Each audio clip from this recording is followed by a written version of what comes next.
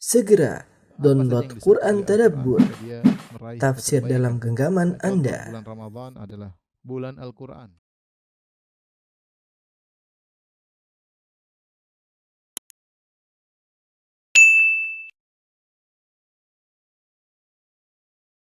Bismillahirrahmanirrahim. Assalamualaikum warahmatullahi wabarakatuh.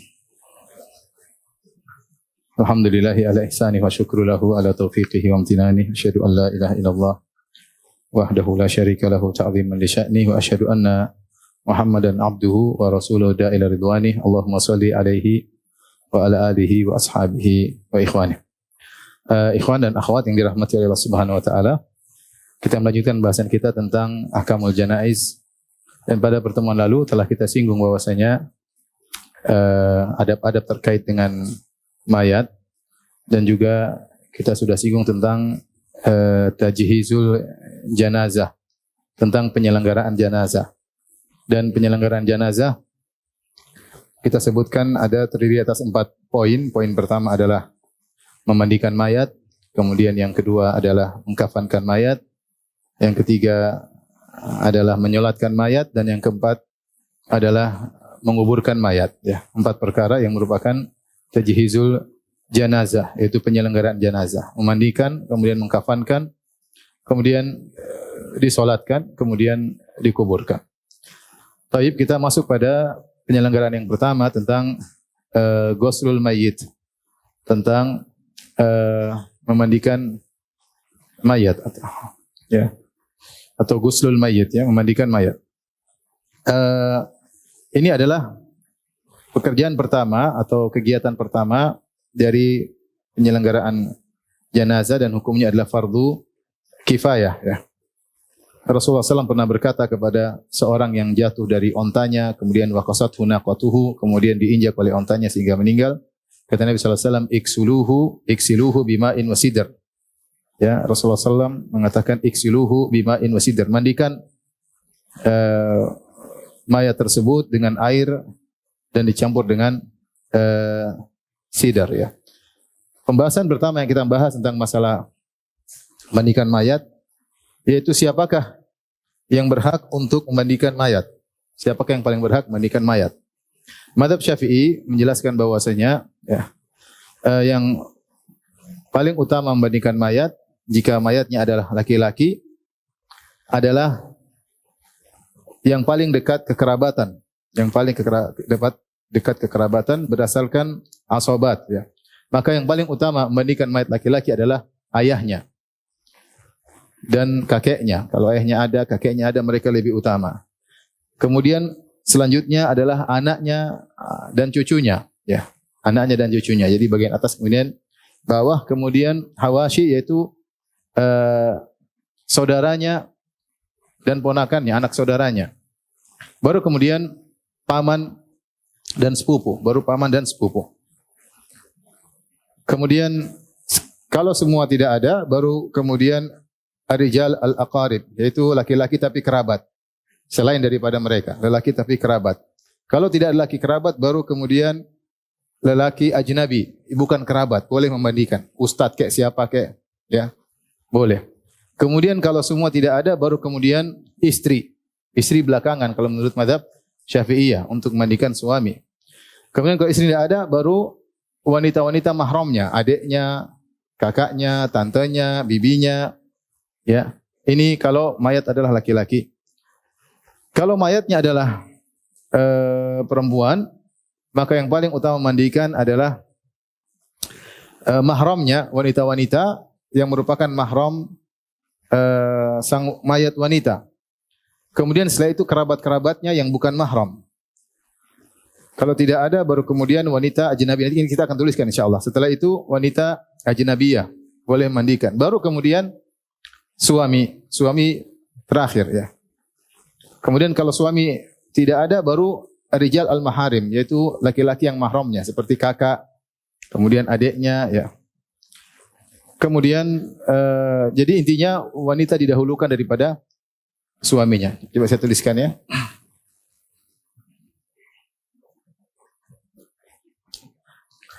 Hukum-hukum, ya, terkait ghuslul mayyit, memandikan jenazah.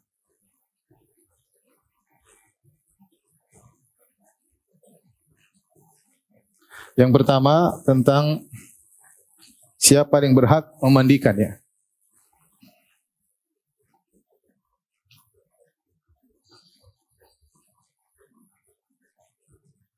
Berhak memandikan.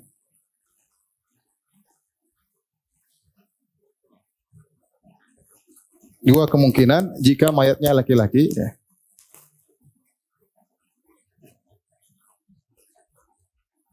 Lelaki.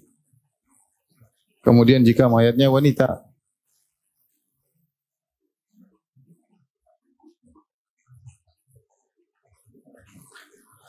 Maka jika mayatnya lelaki yang paling utama adalah secara urutan yang pertama adalah ayah ya.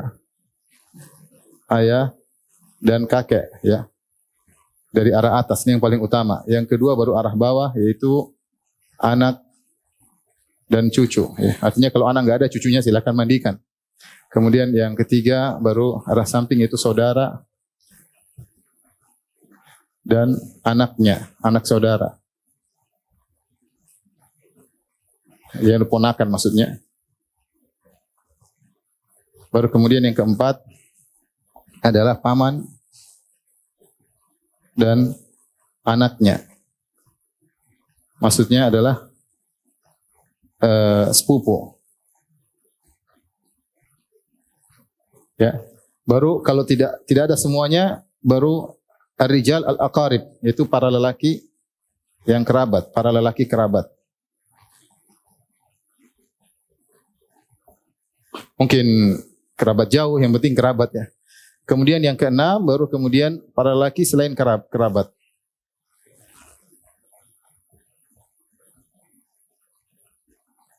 Mau ustadz kayak siapa kayak, teman kayak, kenalan orang menurut dia orang soleh, disuruh mandikan terserah ya. Baru yang kemudian yang ketujuh, baru istri.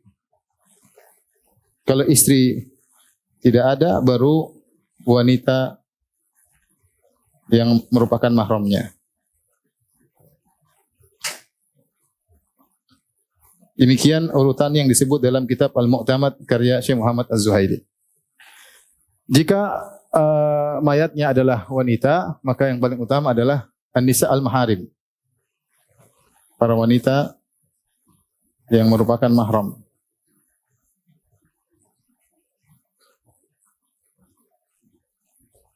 Kalau tidak ada, baru kemudian para wanita yang bukan mahram.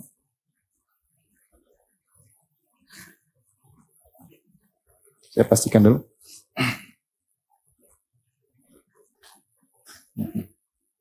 Oh ya, kerabat dulu ya. Kerabat dulu ya. Yang bukan, yang kerabat ya. Para wanita kerabat. Kemudian yang ketiga baru selain kerabat. Selain kerabat. Terus yang keempat? Masih ingat? Suami. Suami ya, ya. Terus habis itu? Lelaki para mahram ya. Lelaki mahram. Laki mahram. Ini artinya ditinjau dari yang paling berhak memandikan, yang paling berhak. Namun jika mereka mengatakan silakan siapa yang mandikan, boleh-boleh saja. Ya, artinya kalau ada khilaf misalnya siapa yang paling berhak memandikan, maka ikut urutan ini.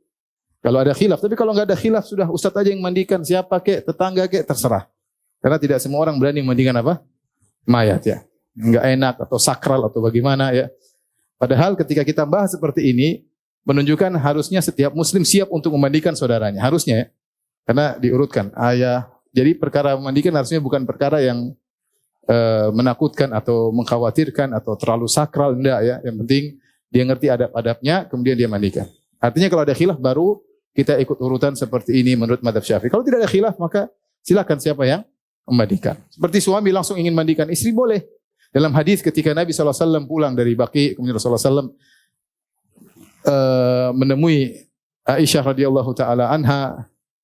Kemudian Aisyah berkata, wa ra'sah, kepalaku sakit. Kata Nabi SAW, bal ana wa ra'sah. Saya yang kepalaku sakit, kata Nabi SAW. Ini menjelang Nabi SAW meninggal dunia.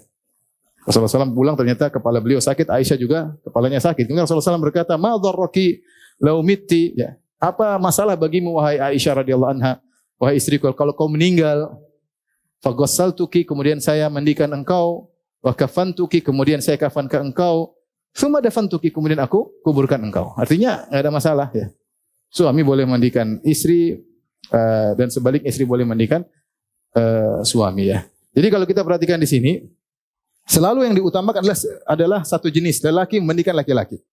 Sehingga urutan istri terakhir. Ya, yang paling utama menurut mazhab Syafi'i adalah laki dengan apa? Lelaki. Baru kemudian istri enggak bisa, baru wanita-wanita yang merupakan mahramnya. Demikian juga wanita, ketika wanita yang meninggal yang paling utama adalah para wanita. Ya, sebagaimana ketika Zainab meninggal, Rasulullah SAW menyuruh para wanita yang mandikan Zainab. Rasulullah SAW menyuruh para wanita yang mandikan apa? Zainab. Baru kemudian suami, baru kemudian laki mahram, lelaki mahram. Bahkan menurut mazhab Syafi'i, kalau ini semua tidak ada, yang ada cuma orang kafir mandiin. Kata mazhab Syafi'i, seandainya ini semua tidak ada, misalnya ini semua tidak ada, dan mungkin saja, mungkin musim perang, apa kayak ya, atau tidak lagi safar, tidak hadir, maka boleh.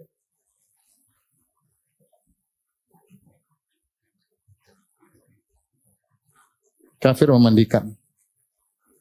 Bahkan dalam buku Al-Mu'tamad dikatakan kalau tidak ada yang hadir kecuali orang kafir lelaki dan wanita ajnabiyah, tidak mungkin wanita ajnabiyah yang apa mandikan, enggak mungkin. Enggak mungkin wanita ajnabiyah, ajnabiyah maksudnya wanita asing memandikan laki-laki, dan tidak mungkin laki-laki ajnabi memandikan apa? Wanita, enggak mungkin.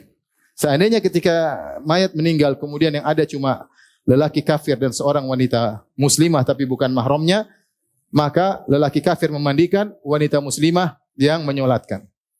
Seandainya lelaki kafir juga tidak ada, bagaimana? Yang ada cuma wanita muslimah tetapi bukan mahramnya. Apakah wanita muslimah memandikan? Ya. Jawabannya tidak boleh memandikan. Mungkin ditayamumkan tapi tidak dimandikan karena akan terlihat aurat lelaki. Wanita tidak boleh melihat lelaki, tidak boleh menyentuh lelaki, demikian juga sebaliknya. Kecuali wanita mahram, maka boleh. Wanita mahram kalau darurat boleh memandikan setelah yang lainnya tidak ada. Ya. Paham? Baik. Ini pembahasan yang pertama.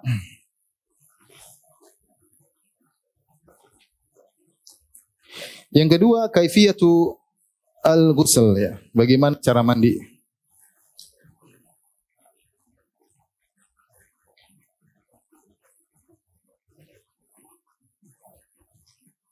Tata cara memandikan mayat atau jenazah. Mazhab Syafi'i bagi menjadi dua, yaitu tata cara yang penting sah.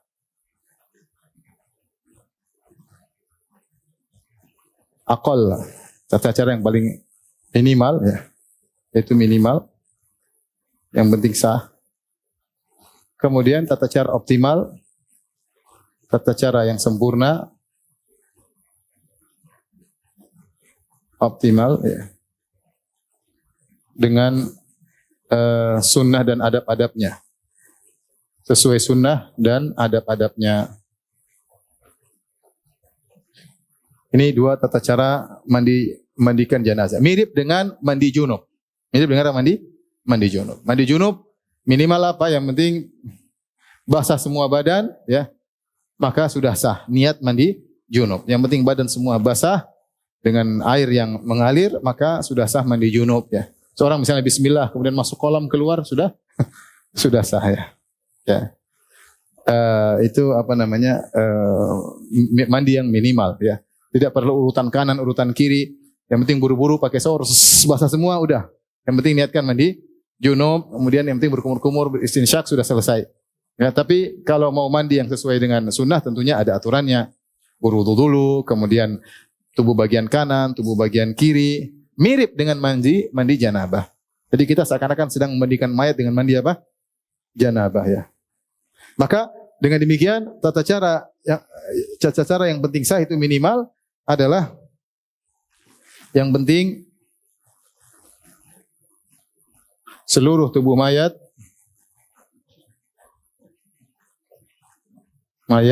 terkena aliran air.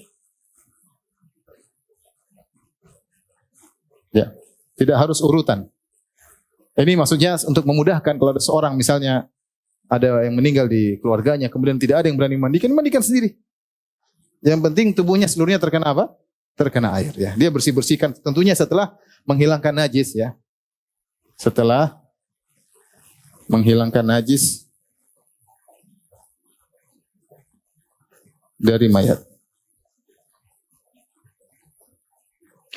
Nah, kita akan bacakan tentang tata cara yang sempurna, optimal, yaitu yang sesuai dengan sunnah dan adab-adab. Ya, ada adab-adab tambahan, mungkin tidak ada dalilnya secara tegas, tapi itu adab-adab untuk memudahkan pemandian mayat yang disebutkan oleh para fuqaha. Makanya saya tambah sini sesuai dengan sunnah dan adab-adabnya. Adab-adab ini banyak ijtihad para ulama terkait untuk mendukung pelaksanaan sunnah dalam memandikan mayat.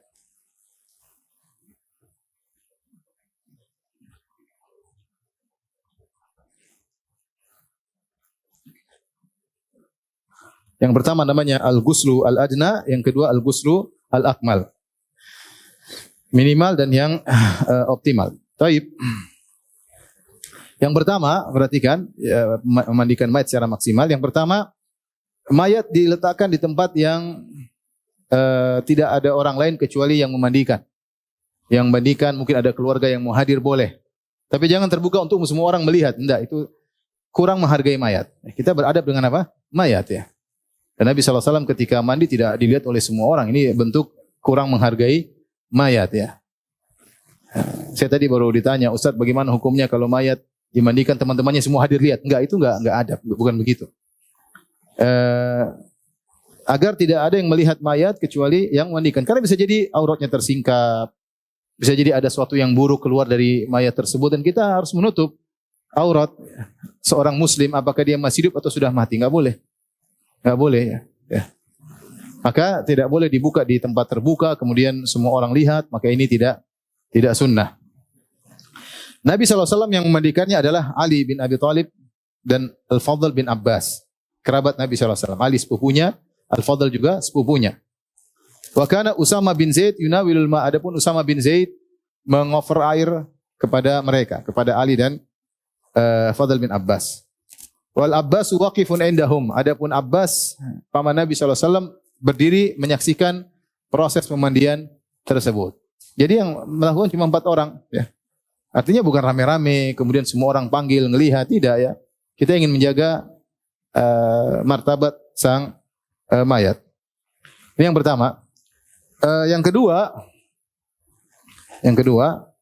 adalah mayat diletakkan di suatu tempat, apakah di tempat tidur ataukah papan ya, yang agak tinggi ya atau agak miring ya. Maksudnya adalah untuk memudahkan pemandian ya. Atau tempat yang lurus tapi nanti badannya agak diangkat supaya bisa mengeluarkan kotoran di perutnya. Jadi diletakkan di atas tempat tinggi sehingga orang yang memandikan mudah untuk proses pemandian tersebut. Diletakkan dalam kondisi mustalqin ala dhahar, yaitu apa nama bahasa Indonesia begini? Terlentang ya, dalam kondisi terlentang sehingga bisa dimandikan dengan mudah ya. Kemudian sebelum dimandikan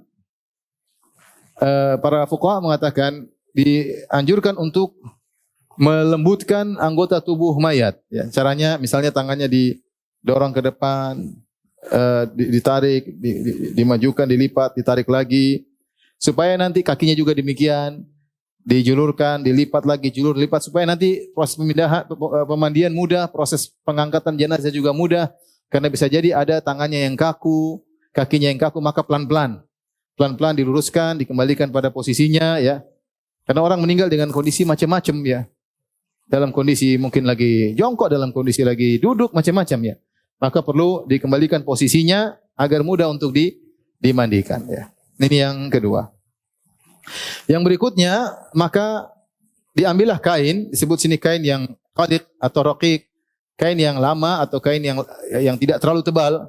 Tujuannya apa kain tidak terlalu tebal? Agar kalau disiram air di atas kain tersebut, airnya tembus dan mengenai tubuh sang mayat. Sehingga terjadi proses pemandian, karena mandi membutuhkan air yang mengalir ya.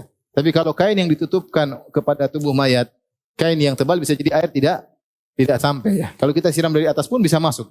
Menurut mazhab Syafi'i demikian, sebaiknya kainnya tidak terlalu tebal sehingga air bisa tembus. Air bisa tembus ya. Maka diambil kain, kemudian ditutupkan kepada bagian aurat sang mayat sebelum proses pemandian, yaitu dari pusar sampai di bawah lutut.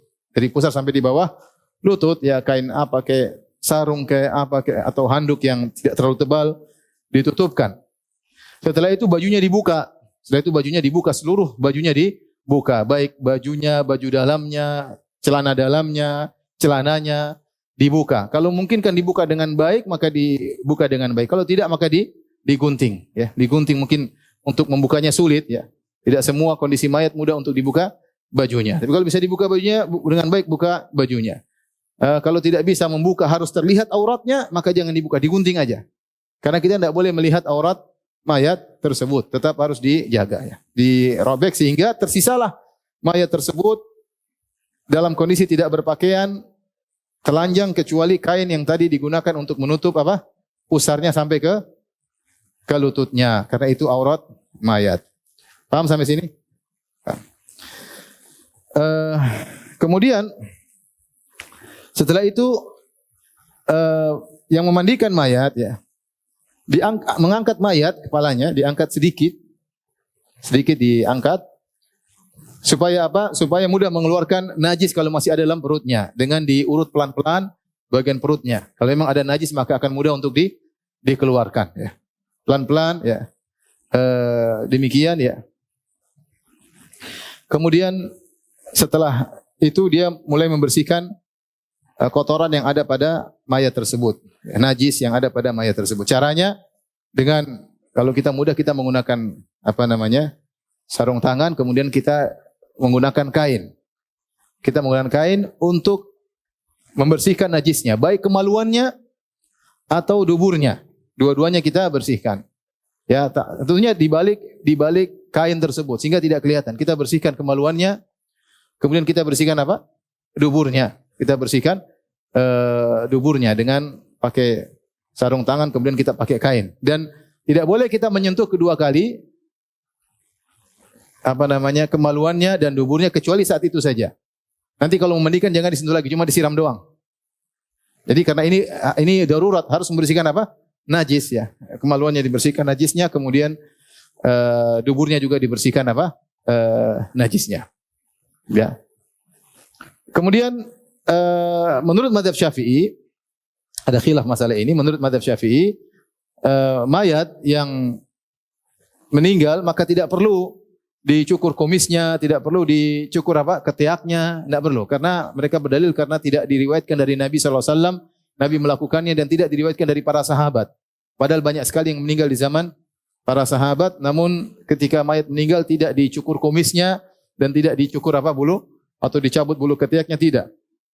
Bahkan mazhab Syafi'i mengatakan jika kita sedang memandikan mayat, kemudian berjatuhan rambutnya atau kumisnya jatuh atau bulu ketiaknya yang lepas, maka dikumpulkan di sebuah tempat, nanti dikuburkan barang-barang dalam rangka menghormati bagian dari tubuh mayat tersebut. Ya. Sebagian mazhab enggak, dicukur kumis, dibersihkan, kemudian dicabut bulu ketiaknya atau dicukur bulu ketiaknya. Tapi mazhab Syafi'i tidak. Justru kalau ketika sedang proses pemandian ada rambut-rambut yang jatuh, maka dikumpulkan dan dikuburkan bersama mayat tersebut, dimasukkan dalam kain kafannya, kemudian dikuburkan bersama mayat tersebut. Baik, sekarang mayat sudah siap untuk dimandikan karena najis sudah dibersihkan, ya kan? Najis sudah dibersihkan.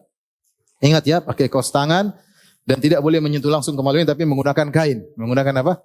Kain, kainnya setelah itu dibuang atau dibersihkan. Setelah itu mayat sudah terbaring, kita siap mandikan. Seperti mandi junub. Maka proses pertama kita bersihkan mandikan kepalanya ya. Kalau dulu pakai sider ya, pakai sider. Kalau zaman sekarang pakai sabun, pakai sampo, bersihkan kepalanya, kemudian bersihkan mandikan, sampoin jenggotnya ya. Kita bersihkan kepalanya semuanya pakai sabun ya. Kalau ada sider boleh pakai sider. Kata Nabi sallallahu alaihi wasallam, "Iksiluhu bima'in wa sider." Mandikanlah dengan air dengan sider. Tapi sekarang ada yang lebih bagus mungkin dari sider adalah sabun dan sampo. Kita bersihkan kepalanya, bersihkan sampoin jenggotnya. Baru kemudian kita mulai mandikan bagian sebelah kanan mayat. Seperti mandi junub. Seperti apa mandi junub? Sebelum dimandikan, saya lupa, diwudukan terlebih dahulu. Kata Nabi sallallahu alaihi wasallam, "Ibda bima yaminiha wa mawadhi'iha." Ya. Atau kata Nabi sallallahu alaihi wasallam kepada mawadhi'il wudu'i minha. Ibda bima yaminiha wa mawadhi'il wudu'i minha. Kata Nabi ketika kepada para wanita yang memandikan Zainab, kata Nabi, mulailah dengan bagian kanannya dan bagian anggota tubuhnya. Bagian anggota tubuhnya. Ada khilaf di kalangan para ulama tentang apakah mayat dianjurkan diwudukan terlebih dahulu. Jumhur mengatakan iya, kalau tidak salah mazhab Hanafiyah mengatakan tidak. Maksudnya kita cuci bagian tempat yang di anggota wudu tapi tidak diwudukan. Tapi mayoritas ulama mengatakan diwudukan. Jadi kita wudukan terlebih dahulu. Wudukan bagaimana caranya? Ini saya tadi sebelum dimandikan apa diwudukan. Seperti mandi janabah. Mandi janabah kan demikian ya. Janabah bersihkan kotoran baru kemudian apa? Wudu. Maka kita mulai dari mencuci tangannya, kemudian kita matmadah enggak mungkin kita taruh air dalam mulutnya, tapi kita masukkan jari kita, kemudian kita bersihkan apa? Giginya, ya. Sudah cukup. Kemudian bersihkan juga, masukkan di hidungnya seperti istinsyak ya. Dengan kain atau apa, kita basahin yang penting, ya. Setelah itu kita cuci wajahnya 3 kali, ya. Setelah cuci wajahnya 3 kali, baru kemudian tangan kanannya 3 kali, seperti wudu biasa, tangan kirinya 3 kali, kemudian kepala sekali, baru kita cuci kakinya 3 kali, 3 kali. Setelah itu baru tadi kita mulai mandikan kepalanya, ambil sabun, kemudian mandikan rambutnya, ya kita rapikan, kita sampoin, kemudian jenggotnya. Setelah itu kita mulai bagian kanan anggota tubuh. Yang penting bagian kanan. Ada 2 metode, tapi yang penting intinya kanan dulu. Ada yang metodenya, dan ini disebutkan dalam buku Al-Mu'tamad. Misalnya ini mayat, ya. Kepalanya misalnya di sini, ya. Atau inilah ya. Ini lagi. Kepalanya di sini. Maka kita yang kanan dulu. Yang kanan dia dalam kondisi terlentang. Dalam kondisi terlentang. Kemudian kita mandikan sebelah kanan ini. Dari sini. Bagian depan tubuh. Karena dia terlentang. Sini mandikan terus sampai di bawah kaki. Bagian yang terlentang, bagian depan tubuh.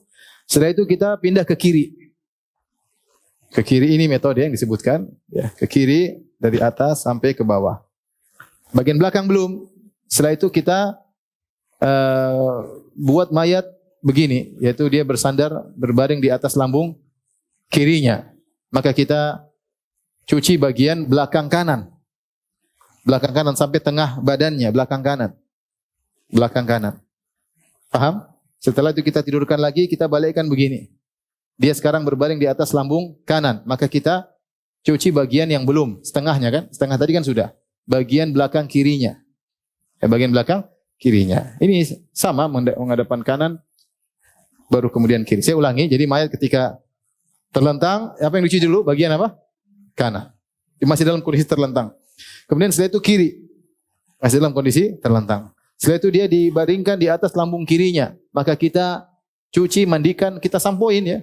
Bagian kita pakai sabun bagian tubuh belakang sebelah kanan. Setelah selesai kita balikkan dia bersandar di lambung kanannya, kemudian kita cuci bagian belakang kirinya setengahnya ya. Paham? Ada yang tidak paham? Mau dipraktekkan sekarang? Insyaallah ya. Jadi seperti itu ya. Tetap ketika kita memandikan ya, kita tidak boleh menyentuh auratnya secara langsung ya. Jadi kita kalau bagian pusar sampai mana? Sampai lutut, kita semprot siramin air aja. Siramin, yang penting airnya mengalir. Kita sudah cukup sentuh sekali aja tadi ketika ingin membersihkan karena darurat. Karena apa darurat? Karena aurat dari pusar sampai apa? Sampai lutut. Maka tinggal disiram-siram aja, disiram penting air mengalir. Bagian bawahnya tadi pas kita mandikan, kita berikan, kita siramkan. Adapun yang lainnya kita boleh pegang. Yang ini kita boleh pegang ya. Sebagaimana kita pegang dia masih juga nggak ada masalah ya. Tapi tetap dianjurkan pakai sarung tangan ya. Tapi untuk bagian pusar sampai lutut maka cukup kita pegang sekali saja auratnya ketika awal membersihkan najis, selanjutnya tinggal kita siram-siram saja, tidak perlu kita pegang auratnya untuk kedua kali. Nah, ketika selesai itu mandi yang pertama. Mandi yang pertama. Nabi SAW menyuruh untuk mandi kedua kali, ketiga kali. Ya, mandikan lagi, ulang lagi boleh. Kedua kali bersihkan lagi kepalanya dari awal, kemudian sebelah kanan, kemudian sebelah kiri sampai selesai 2 kali. 3 kali juga boleh. Ya, kasih sabun lagi ya. 3 kali terserah. Boleh kita mandikan untuk ketiga kali ya. Khusus untuk orang yang muhrim ya.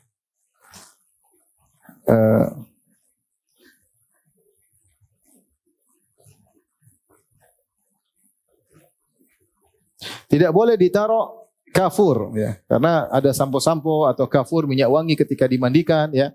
Ini tidak boleh karena orang muhrim tidak boleh terkena apa? Terkena minyak wangi. Tidak boleh terkena minyak wangi. Sehingga untuk orang yang muhrim tidak dibandingkan dengan kapur barus dan dimandikan air biasa saja. Tapi ini kondisi jarang kita dapati. Jarang kita rata-rata itu mungkin di sana di Mekah. Kalau di sini enggak ada orang muhrim mati di sini. Maksudnya sedang berihram ya. Kok bisa mati di sini? Aneh kan? Atau mungkin dibawa pulang bisa jadi ya, bisa jadi. Tapi kebanyakan orang yang ihram meninggal jadi sana dikubur di sana. Urusan orang-orang Saudi ya. Mereka yang akan memandikan di sana ya. Di sini jarang hampir tidak pernah terjadi kondisi demikian. Karena Rasulullah SAW berkata iksiluhu bima'in wa sidr.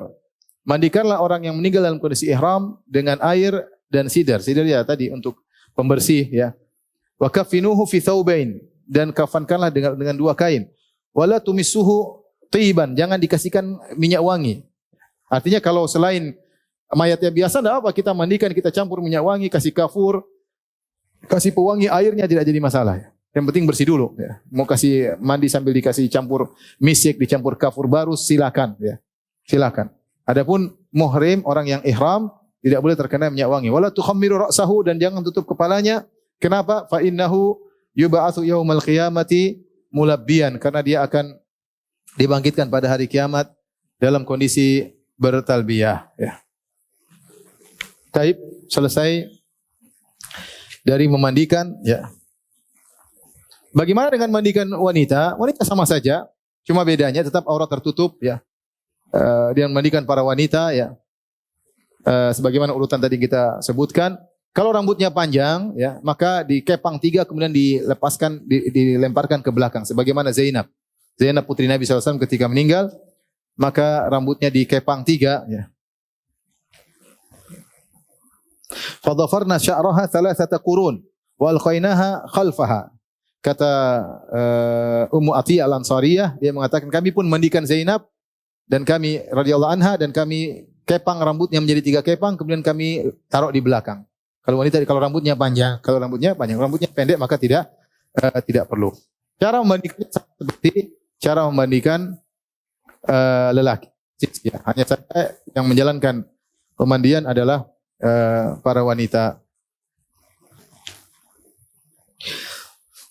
Perlu diingat bagi orang yang memandikan dia harus amanah. Dalam hadis Rasulullah SAW bersabda man ghassala maitan atau mayyitan fakatama alaihi ghafarallahu lahu 40 marrah. Barang siapa yang memandikan mayat kemudian dia tutup aibnya sehingga tidak tersebar di masyarakat karena kita wajib menutup aurat muslim ya, man satara musliman, siapa yang menutup aurat seorang muslim. Dan ini berlaku ketika masih hidup dan sudah meninggal dunia. Jika dia melihat aurat misalnya terlihat sesuatu yang menunjukkan orang ini pelaku maksiat ya. Orang ini macam-macam ya. Kadang-kadang ya, maka Allah akan mengampuni dosanya 40 kali. Allah akan mengampuni dosanya 40 kali ya. Kalau tidak salah saya lupa dalam riwayat Syekh Albani rahimahullah arba'ina kabirah, dalam riwayat 40 dosa besar akan diampuni. Tapi saya perlu cek lagi. Tapi intinya salah satu riwayat Allah akan mengampuni dia 40 kali. Artinya ini ganjaran yang besar bagi orang yang memandikan mayat. Kalau dia melihat aib, dia sembunyikan, maka dia akan diampuni oleh Allah Subhanahu wa taala 40 kali. Dan termasuk dalam keumuman hadis, man satara musliman, siapa yang menutup aib seorang muslim, satarahullahu fid dunya wal akhirah. Allah akan menutup aibnya di dunia dan di akhirat. Namun, jika yang dimandikan adalah ahlul bid'ah, saya bacakan perkataan Syekh Muhammad Az-Zuhaili, amma idza kana al-mayyitu mubtadi'an, adapun jika yang dimandikan adalah ahlul bid'ah, wa mudhiran li bid'atihi, suka menyeru kepada bid'ahnya, wa ra'al ghasil ma yakrah, dan yang memandikan melihat sesuatu yang tidak baik pada mayat tersebut, fa muqtadhal qiyas an yatahaddats bihi fin nasi li zajri an bid'atihi, maka qiyas menunjukkan harusnya dia ceritakan aib tersebut kepada masyarakat agar masyarakat tidak mengikuti perbuatan orang ini. Ya. Orang yang menyuruh kepada kesyirikan misalnya, orang ini menyuruh kepada mengingkari sunnah-sunnah Nabi misalnya. Ahlul bid'ah terkenal dengan kebid'ahan, suka merusak Islam. Maka kemudian terlihat aibnya, maka harusnya diceritakan. Kata Syekh Muhammad Az-Zuhaili, untuk apa tujuannya? Agar orang lain tidak ikut perbuatannya. Jangan sampai kau mati juga seperti ini. Wallahu ta'ala alam bisawab. Tapi kita lanjutkan. Siapa yang bisa ulang tadi cara mandikan? Coba saya ulangi ya, tolong diingat ya. Pertama tadi apa? Dibersihkan dulu, diletakkan di atas tempat yang tinggi sehingga mudah untuk apa? Dimandikan. Setelah itu tangannya sendi-sendinya dilemaskan supaya mudah untuk dimandikan. Ya. Setelah itu diambil kain, ya, untuk menutup apa? Auratnya. Ya, kain tersebut jangan terlalu tebal, ya, agar air bisa tembus. Setelah itu dibuka bajunya. Kalau bisa dibuka dengan baik maka silakan buka, kalau tidak maka digunting. Yang penting bajunya bisa terbuka, semua terbuka termasuk celana kolornya, dibuka semuanya. Setelah itu dibersihkan najisnya dengan pakai sarung tangan dan menggunakan apa? Kain. Kita sentuh kemaluannya, kita sentuh apa? Duburnya. Paham? Setelah itu kemudian sudah bersih semua, kita wudukan. Wudukan seperti wudu biasa, ya. Setelah kita wudukan baru kita mulai mandikan dengan mencuci bagian apa? Kepalanya, kemudian janggutnya, ya, baru kemudian bagian kanan tubuh, kemudian bagian kiri apa? Kiri tubuh. Ketika kita memandikan bagian auratnya maka cuma disiram-siram. Jangan disentuh. Bagian depan maupun bagian bokongnya, semuanya disiram. Yang penting semua dalam kondisi apa? Tertutup. Harus terjaga auratnya, tidak boleh ada yang lihat. Ya. Kemudian kalau melihat aib maka disembunyikan dengan diceritakan kecuali aib ahlul bid'ah. Ya. Adapun wanita tidak ada bedanya dengan lelaki, cuma rambutnya kalau panjang dikepang menjadi apa? 3 ya. Dan boleh dimandikan sekali minimal, boleh 2 sampai 3 kali, boleh 5 kali, boleh 7 kali. In ra'aitunna dzalik, kata Nabi, mandikan lebih daripada itu jika memang kalian pandang perlu. Jika kalian pandang perlu untuk diulang-ulang, kata Nabi, iksilnaha salatan au khamsan au aktsar in ra'aitunna bima'in wa sidrin. Mandikan putriku Zainab 3 kali, sunahnya 3 kali ya. Sahnya sekali, tapi sunahnya berapa kali? 3 kali. Kalau tidak 3 kali maka 5 kali. Atau lebih daripada 7 kali, 9 kali enggak ada masalah kalau memang diperlukan. Timbul permasalahan, kalau sudah dimandikan semuanya, tiba-tiba keluar najis, terlihat. Keluar najis, apa yang dilakukan? Maka ada khilaf di kalangan para ulama. Ada yang mengatakan dibersihkan kemudian diwudukan, ada yang mengatakan dibersihkan kemudian dimandikan ulang. Namun pendapat Allah alam bisawab yang benar tidak perlu, dibersihkan saja. Dibersihkan saja karena tujuannya hanyalah untuk membersihkan apa? Membersihkan najis dan memuliakan mayat. Ya. Memuliakan apa? Mayat. Jadi dibersihkan saja tanpa harus mengulangi mandi mayat tersebut. Setelah selesai semua, maka kita lanjut pada proses pengkafanan. Proses pengkafanan.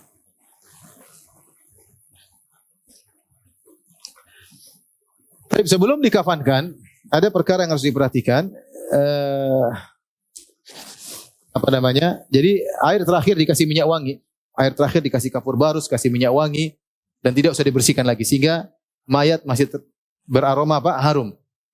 Bilasan yang terakhir kasih apa? Kasih minyak wangi. Kasih minyak wangi. Kemudian khusus kita kasih minyak wangi fi mawadhi'is sujud, di tempat-tempat sujudnya sebagaimana datang riwayat dari Ibnu Mas'ud radhiyallahu taala anhu ya. Bahwasanya disuruh yutatabba'u bitib masajiduhu. Hendaknya nanti dikasih minyak wangi di bagian tempat sujudnya ketika setelah kita mengkafankan ya. Itu bagian dahinya, hidungnya, kemudian tangannya dikasih minyak wangi, kemudian kedua lututnya kasih minyak wangi dan kakinya yang buat sujud kasih minyak wangi. Tapi adapun masalah pengkafanan, pertama kita bahas tentang fikihnya. Ya. Pertama, mengkafankan adalah hukumnya fardu kifayah. Fardu kifayah. Ya. Kalau tidak ada yang mengkafankannya maka semuanya berdosa. Yang kedua, kain kafan yang terbaik adalah diambil dari harta warisannya, yaitu harta peninggalannya. Kita kan mengatakan harta waris. Pertama, kalau ada seorang mayat meninggal dan dia meninggalkan harta, yang pertama untuk mu'natu at-tajhiz, diambil hartanya untuk penyelenggaraan jenazah. Diambil hartanya. Untuk kafannya, untuk penyelenggaraan jenazah, untuk beli mungkin hanutnya, membeli pewanginya, beli kain kafannya, beli sabunnya, pakai uang dia. Kalau memang ada, bahkan meskipun utangnya belum dia bayar. Jadi lebih dahulukan daripada bayar utang. Beda dengan harta warisan. Kalau harta warisan utang dulu baru bayar dulu. Kalau masih ada sisa baru harta warisan. Kalau tidak ada sisa ya sudah. Ternyata utang masih ada juga. Semua dibayarkan, utang masih ada, ya sudah tidak ada warisan. Tapi kalau untuk urusan penyelenggaraan jenazah maka diambil meskipun dia punya utang. Meskipun dia punya utang. Apakah boleh kita menerima sumbangan dari orang lain? Dikatakan selama orang tersebut tidak itu merasa punya hutang budi, maka tidak jadi masalah. Oleh karenanya ulama Syafi'iyah mengatakan jika dari salah satu ahli waris ingin saya saja yang tanggung kafannya, maka jangan diterima. Karena khawatir nanti di depan dia ngomong, saya dulu yang bayarkan. Dulu ini dibahas penting, kenapa kain kafan mahal dulu. Tidak jarang orang punya kafan, maka sering kita dengar mayat dibongkar, diambil kain kafannya. Dulu orang banyak miskin, sehingga bahasan ini agak detail. Sekarang saya rasa tidak begitu perlu. Ya. Kalau dulu memang dibahas detail karena kain kafan itu berharga. Ya. Lihat bagaimana sebagian sahabat seperti Musa bin Umair meninggal tidak ada kain kafannya. Tidak cukup. Kalau dicukup ditutup bajunya untuk menutup kepalanya, kakinya terlihat. Kalau ditutup bagian kakinya, kepalanya terbuka. Enggak ada duit, enggak ada kain untuk mengkafankannya.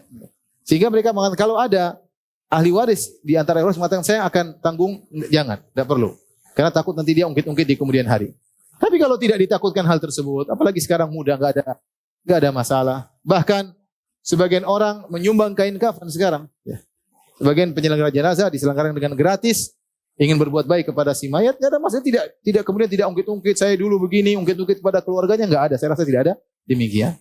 Oleh karenanya ikhwan dan akhwat yang dirahmati Allah Subhanahu wa taala, subhanallah seorang terkadang kaya raya dan orang kaya raya, ketika dia meninggal dia tidak bawa dari hartanya miliaran tersebut kecuali kain kafan. Itu harta yang bermanfaat bagi dia untuk mengkafankan dia. Bahkan sebagian miliarder 1 rupiah pun tidak dia bawa karena kain kafannya gratis. Tidak ada harta yang dia bawa. Bahkan dia bawa pun paling untuk beli apa? Kain kafan. Kalau dia pakai gigi emas, itu pun kata para ulama kalau memang bisa dicabut tidak membuat gigi yang lain merotoli, cabut. Karena kita tidak boleh buang-buang apa? Harta. Tapi kalau dicabut yang lain mereteli jangan. Jangan. Tapi intinya tidak ada harta yang dia bawa karena gigi emas begitu dia meninggal gigi emasnya jadi harta warisan. Tapi kalau dicabut tidak jadi masalah, tidak mengganggu yang lainnya maka tidak masalah. Tapi kalau dicabut mengganggu akan muslah atau menimbulkan pemandangan yang tidak baik maka tidak usah. Maka tidak usah. Bahkan sebenarnya mengatakan kalau sudah selesai kira-kira tulangnya sudah habis semua dan masih ada 5 gigi emas di dalam boleh dibuka dan dicabut gigi emasnya karena tidak boleh buang-buang harta. Ini pendapat ya. Tidak boleh buang-buang harta. Syariat melarang idha'atul mal. Ya ngapain taruh emas di kuburan ya. Ya.